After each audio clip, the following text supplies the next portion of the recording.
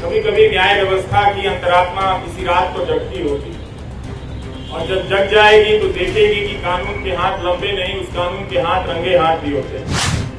लेकिन उस हंसी को देखकर अपने भीतर उदासी भर जाती थी कि हंसी जो है वो अपने लिए नहीं, वो हम सब के लिए छोड़कर जा रहा है। नाइंसाफियां जहां जहां दर्ज है हम उन्हें पहचानते रहेंगे, उनके बारे में हम लौटते रहेंगे और लोगों को बताते रहेंगे। ये भी देखा है कि मीडिया के स्पेस से उमर खालिद को धीरे धीरे पीछे की तरफ धकेल दिया गया, किनारे कर दिया गया।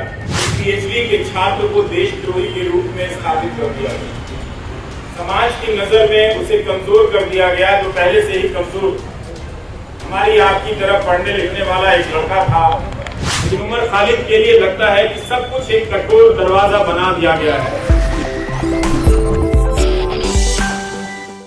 अच्छी बात है कि प्रेस क्लब है जहां पर आकर लोग अपनी आवाज उठा सकते हैं। 1000 दिन से उमर खालिद जेल में हैं। 1000 दिन हो गए, न तो ट्रायल शुरू हुई न जमानत है। हमने तमाम बहसों में, कानून के फैसलों में यही पढ़ा और समझा, अदालतों की टिप्पणियों में देखा और जाना कि जमानत अधिकार है और जेल अपवाद। लेकिन 1000 दिन उमर खालिद के जेल में, और आज आप सभी जो भी इस मौके पर यहाँ जमा हैं, जिन्होंने ट्विटर पर लिखा है, और आप सबके सैकड़ों मोबाइल फोन के जरिए जो लाइव लोग देख रहे हैं, उन सब ने बहुत बड़ा काम किया है। पूरी कोशिश यही है कि उमर खालिद की लड़ाई भुला दी जाए, लेकिन आप सब ने आकर जता दिया कि लड़ाई भुलाई नहीं जा सकेगी। उसकी अकेले की लड़ाई अंदर की है, लेकिन बाहर की आप उसकी यातनाओं को जो वो झेल रहे हैं उसे आप महसूस करते रहेंगे। पिछले 9 सालों के दौरान राज्य की हिंसा करने की क्षमता को बदलते हुए देखा। अब राज्य अपनी पार्टी, गोदी मीडिया और आईटी सेल के जरिए आप पर मानसिक हिंसा करता है, आपको बदनाम करता है। और इसकी शुरुआत अगर ठीक तरीके से देखी जाए, संगठित तरीके से देखी जाए, तो उमर खालिद से होती है। जब वो अनजाने में उन टीवी चैनलों के स्टूडियो में चले गए इस उम्मीद में कि इन चैनलों के जरिए किसी की बात रखी जाती है, किसी का पक्ष रखा जाता है, मगर जब तक वो जाते तब तक चैनलों ने अपना रुख हमेशा हमेशा के लिए आने वाले 10-12 साल और न जाने और कितने साल के लिए बदल दिया। तो उस गोदी media, IT cell, political party के जरिए एक पीएचडी के छात्र को देशद्रोही के रूप में स्थापित कर दिया गया। समाज की नजर में उसे कमजोर कर दिया गया, जो पहले से ही कमजोर हमारी आपकी तरफ पढ़ने लिखने वाला एक लड़का था, जो नहीं जानता था कि उसके पीछे इतनी तैयारी से सिस्टम ने हमले के सामान जुटा लिए। दूसरा तरीका राज्य ने अपनी हिंसा का ये बदला, ये आप सभी जो सुन रहे हैं उसे समझना भी चाहिए कि पहले राज्य कानून की धाराओं की आड़ में छिपकर हिंसा करता था, लेकिन अब हिंसा करने के लिए वो कानून बनाने लगा है ताकि वो खुलकर हिंसा कर सके। ये बदलाव आया है और आज राज्य हम सब देख रहे हैं। सिर्फ उमर खालिद नहीं है, शोमा सेन भी हैं नीमा कोरेगांव केस में 5 साल से अंडर ट्रायल। जब बड़े बड़े न्यायाधीशों को अंडर ट्रायल के बारे में बोलते हुए सुनता हूं तो मुझे लगता है कि यही 2-4 केस उन्हें भी नजर नहीं आते होंगे, या उन्होंने भी अपनी सुविधा के हिसाब से इन कुछ केस को देखना सुनना बंद कर दिया, इस तरह से कि ये केस छोड़कर बाकी और केस पर बोला जाए। कभी भी सबके सामने में है, सुप्रीम कोर्ट ने तमाम टिप्पणियां की है जमानत को लेकर, सबके सामने ये बात है, मगर कभी भी 1000 दिन तो सुनवाई चली है दिल्ली की निचली अदालतों में, बेतवा शर्मा ने लिखा है, और कोई 400-300 दिन दिल्ली हाईकोर्ट में इस तरह से जमानत को लेकर सुनवाई चलती रही। इसके बाद भी जमानत एक इतनी मुश्किल उम्मीद इस लड़ाई में बनकर सामने आ गई। यही उम्मीद कर सकते हैं कि कभी कभी न्याय व्यवस्था की अंतरात्मा किसी रात को जगती होगी और जब जग जाएगी तो देखेगी कि कानून के हाथ लंबे नहीं, उस कानून के हाथ रंगे हाथ भी होते हैं। उसे नजर आएगा, वो बात समझ में आएगी कि क्या हो रहा। हम सब ने यह भी देखा है कि मीडिया के स्पेस से उमर खालिद को धीरे धीरे पीछे की तरफ धकेल दिया गया, किनारे कर दिया गया, ताकि भुलाने की प्रक्रिया में तेजी आए। मैं अक्सर सोचता हूं कि जो लोग शुरू में बोला करते थे वो लोग आगे चलकर बोलने की प्रक्रिया से ऊब गए या उस प्रक्रिया के सहयात्री हो गए, जिसने ये तय किया है कि हम जब किसी के साथ इस तरह की यातना करेंगे, मुखार धाराओं में उसे बंद कर देंगे तो उसे भूल जाना होगा, उसे उसके हाल पर छोड़ देना होगा। उमर खालिद की जितनी भी तस्वीरें आई इस दौरान, जहां भी छपी या चंद वीडियो में नजर आए, मैंने एक हंसता हुआ लड़का देखा, लेकिन उस हंसी को देखकर अपने भीतर उदासी भर जाती थी कि हंसी जो है वो अपने लिए नहीं, वो हम सब के लिए छोड़कर जा रहा है। या आप शायद अपनी जिंदगी में सामान्य होंगे।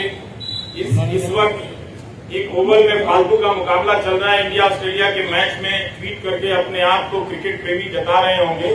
जता सकते हैं, बिल्कुल अपनी जिंदगी जी सकते हैं और जिंदगी को उसी रोशनी और संगीत के साथ जी सकते हैं, मगर याद करने का जो फर्ज था नागरिकों का बहुत लोगों ने भुलाया और ये होते हुए हमने देखा। उनके लिए एक ऐसा विषय बन गया जिस पर लिखना, जिस पर बोलना राज्य से टकराने के जैसा हो गया। वो अपना हिम्मत हारने लगे। लेकिन यहाँ आकर यही लगा कि शायद मैं उन 2-4 लोगों की परवाह कर रहा था, 8,000 लोगों को, सैकड़ों लोगों को नहीं देख रहा था जो आप राज्य से लड़ रहे हैं। राज्य कई तरह के सेंसर लगा रहा है, लेकिन फिर भी आप बातों को पहुंचाने के लिए अपने कैमरे हाथ में थाम कर उठाकर खड़े हैं। ये बहुत बड़ी बात है। मैं याद करना चाहता हूं उमर के साथ आज बेतवा शर्मा को भी, जिन्होंने दिल्ली दंगों के मामले में शानदार रिपोर्टिंग की, आज भी की है बेतवा ने, और पहले भी सफूरा के मामले में उन्होंने शानदार रिपोर्टिंग की, और जिसकी वजह से लोगों ने जाना कि नताशा नरवाल, देवांगना कालिका, इन सब के साथ क्या हो रहा है। इन्हें जमानत मिली, लेकिन उमर खालिद को जमानत नहीं मिली।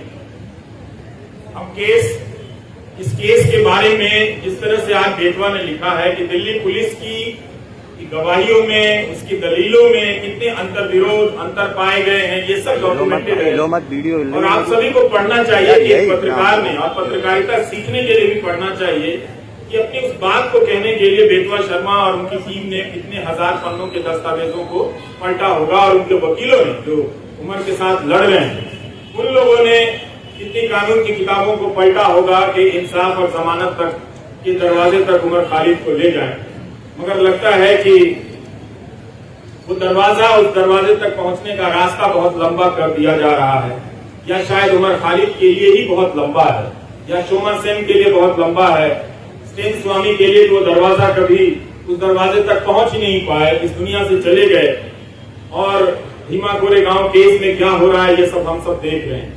नेहा मसीह ने कितनी बार इन सब चीजों को याद करने की जरूरत है। वॉशिंगटन पोस्ट के जरिए रिपोर्ट की कि भीमा कोरेगांव केस में लोगों के कंप्यूटर में फर्जी फाइलें डाल दी गई, जिससे उन्हें प्रधानमंत्री की हत्या की कथित साजिश के आरोप में आरोपी बनाया जा सके, और लोग इन धाराओं में, इस मामले में कई महीनों से जेल में हैं। इसलिए उमर को याद करना, उमर के साथ साथ इन तमाम मामलों में बंद कर दिए गए लोगों को याद करना भी है। और ये अच्छी बात है कि रोना विल्सन को कोई याद नहीं कर पाता है, शोमा सेन को कोई याद नहीं कर पाता है। तो कुछ बंदिशें लगी हैं, याद करने वालों ने अपने लिए कुछ कायदा चुन लिया है कि हम इन्हें याद करेंगे, इन्हें याद करने में ज्यादा सुरक्षा है, इन्हें याद करने में ज्यादा खतरा है, तो वो अपनी सुविधा के हिसाब से किसी को याद करते हैं, किसी को याद नहीं करते। तो उसमें उमर खालिद की जगह अब भी ऐसी बनी हुई है, आप लोगों ने बना कर रखा है कि आप लोग उसे याद करेंगे, और जब भी उसे याद करेंगे उसके चेहरे के साथ साथ इन सभी चेहरों का चेहरा सामने आएगा।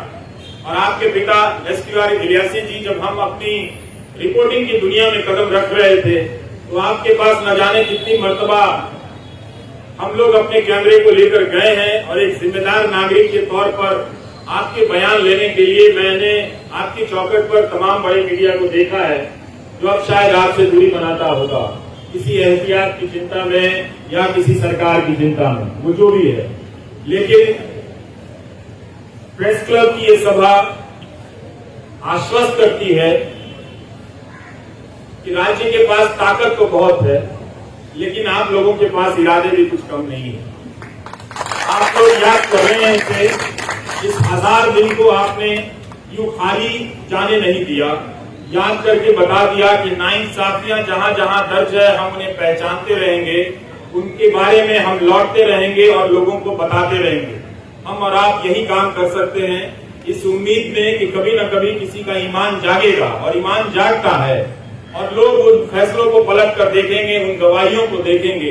दिल्ली पुलिस में भी बहुत सारे अच्छे लोग हैं, वो लोग समझेंगे कि उनके हाथ से किस तरह की नाइंसाफी हो रही है। उनकी रातों की नींद भी खराब होगी किसी वक्त में, जब वो खुद किसी नाइंसाफी के दौर से गुजर रहे होंगे, तो अपने द्वारा की गई नाइंसाफियों को याद तो करेंगे ही। हम सब याद करते हैं, वो भी इंसान है, वो भी याद करेंगे। लेकिन उमर खालिद के लिए लगता है कि सब कुछ एक कठोर दरवाजा बना दिया गया है, लकड़ी का ऐसा दरवाजा जहां इंसान नहीं खड़ा है, लकड़ी का कुछ लकड़ी की मूर्तियां ही बनी हुई हैं, वही फैसले ले रही हैं, उनका शायद दिल नहीं धड़कता। हम कोशिश करते रहेंगे कि उमर खालिद के साथ जो मामला है उसको उठाते रहें, आप लोग बोलते रहें। बोलने के लिए बहुत जरूरी है कि इस केस के डिटेल में जाएं, जिस तरह से बेतवा शर्मा ने आज रिपोर्टिंग की है। इतनी बड़ी मीडिया की फौज है इस दिल्ली शहर में, पूरे देश की मीडिया को खत्म कर दिया गया कि दिल्ली में मीडिया है, क्योंकि नेशनल मीडिया है, वो राज्यों और जिलों की परवाह करता है। लेकिन अंत में ये नेशनल मीडिया भी खत्म हो गया और आज आपके बीच उसकी मौजूदगी नजर नहीं आती। कोई हाथ उठाकर नहीं कह सकता कि हाँ वो यहाँ पर खड़ा है, उसके चैनल पर उसका लाइव प्रसारण हो रहा है। अगर कोई ऐसा है तो उसके लिए ताली बजा दीजिएगा, नहीं तो आप सब अपनी निष्ठा और अपने कर्तव्य निष्ठा के प्रति खुद ही ताली बजा लीजिए। आपके लिए तो कोई आएगा नहीं। इस धूप में आप लोगों ने इतनी मेहनत की है, बहुत बहुत शुक्रिया कि हम सब ने आज उमर खालिद को याद किया है। ट्विटर पर जिन लोगों ने लिखा है जो यहाँ नहीं आए हैं, उनकी सॉलिडारिटी को भी स्वीकार करना चाहिए, उसे भी मंजूर करना चाहिए, उसे भी एक तरह से उसकी पहचान होनी चाहिए। कैसे तमाम अनजान लोगों के जरिए भी ये बात दुनिया तक फैलती है कि एक नौजवान लड़के को जिसकी पीएचडी, चार्जशीट से पहले अदालतें उसकी पीएचडी पढ़ लें तो उसके बारे में नजरिया बदल सकता है। लोग देख सकते हैं कि वो एक छात्र के रूप में कैसा रहा होगा। उमर खालिद की दोस्त आकांक्षा अपेक्षा प्रियदर्शनी का मैं एक नोट पढ़ रहा था कि जब वो मिलने गई और उमर खालिद ने बताया कि कोविड के दौरान सुप्रीम कोर्ट के आदेश से कई लोगों को जेल से बाहर जाने की इजाजत दी गई, और जब वो लौट कर आए तो उन्होंने पूछा कि आप अभी तक यहीं हैं। मतलब उस महामारी में भी किसी को ये याद रहा कि इस एक कोई उमर खालिद है जिसे बाहर नहीं भेजना है। उस महामारी में भी उसकी पहचान याद रखी गई, उसकी निशानदेही को याद रखा गया। इस तरह की नाइंसाफियां जो एक आम कैदी को मिलनी चाहिए वो भी उसे नहीं मिलती नजर आ रही है। ये बहुत चिंता की बात है।